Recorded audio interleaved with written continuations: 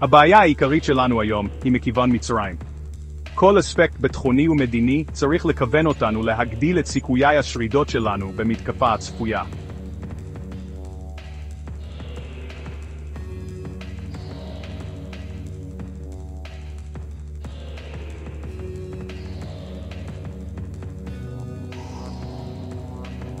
התקשורת צריכה לעקוב כל יום על ההכנות המצריות לקראת הכיבוש.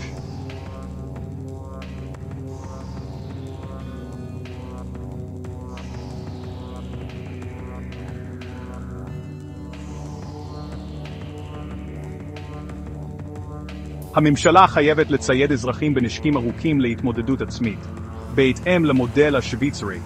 ראינו כבר שכל הגבלת נשק של המדינה מגבילה רק את היהודים.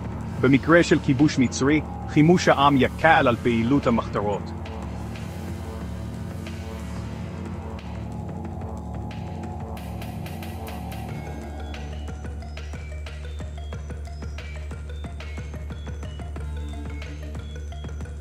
התוכניות של צה"ל צריכות לכלול תוכניות תקיפה, אבל גם תוכניות האטת הכיבוש.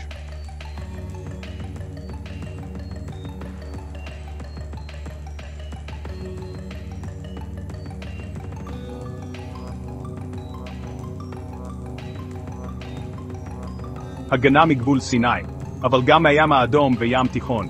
גם למצרים וגם לטורקים יש צי ימי ענקי. אין לחיל הים שלנו סיכוי. יש להחביא את הספינות ולשמור על קו החוף עם טנקים, תותחים וטילי חוף. ייקח לפחות חודש להפוך את צי האויב לאתרי צלילה.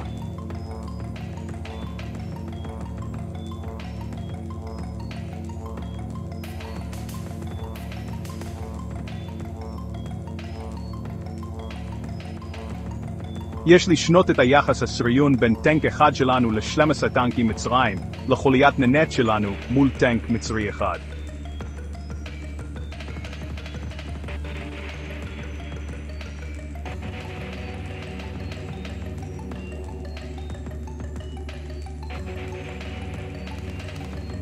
כמובן לגייס את כל החרדים.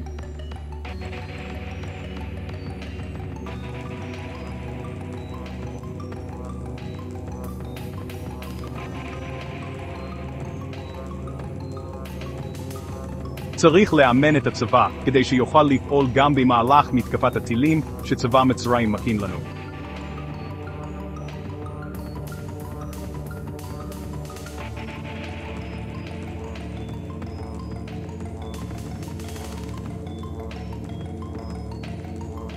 את העזתים צריך לאגר ולהכין את המנהרות לקראת בלימת הכיבוש המצרי.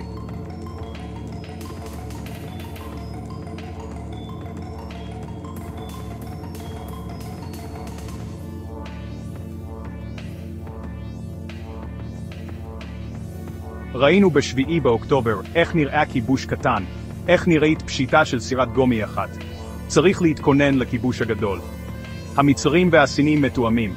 ברגע שהסינים יתקפו את טייוואן, האמריקאים ישכחו את ישראל. באותו רגע המצרים יגיעו לכבוש את ישראל. קונספציה של שלום קל לא תעזור לנו.